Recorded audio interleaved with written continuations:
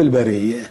هذا كان معاي طول العمر او يا طوال العمر كان معاي قرحة.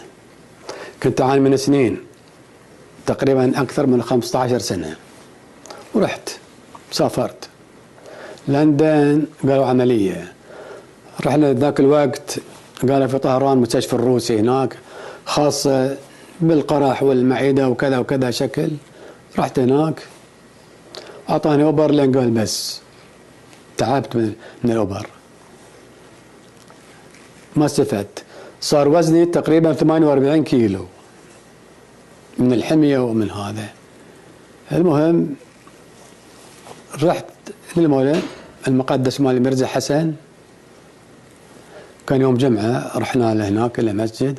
يوم جاي بنطلع الحين ما باقي إلا هو واللي راح معاي وأنا. عند الباب طبعا بيطلع الحين بمشي في مسجد الصحاف، كان الكلام هذا. قلت له مولاي انا مريض وابي اطيب. قال لي ابن حتى انا مريض. قلت له ادري انت طيب روحك، اي بس ابيك تطيبني. طبعا كل شيء باذن الله، عرفت كيف؟ لكن دليل بعد دليل سؤال وطلبتم من الله سبحانه وتعالى والبيت ما يردون. هذول اصلا ما يردون، هؤلاء الله ما يردهم ولا البيت ما يردون طلبته. هالبيت هذا اللي هو بيت الحائري.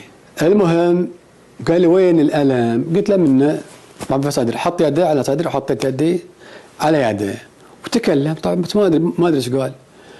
ومن ذاك اليوم لهاليوم من احسن واروع ما يكون. اخذوا لي اشعه ما فيه ولا شيء، طابت. هالكلام تقريبا له 50 سنه 49 سنه، هذا تقريبا 50 سنه الكلام هذا. يقول ياما هالتاريخ اوجد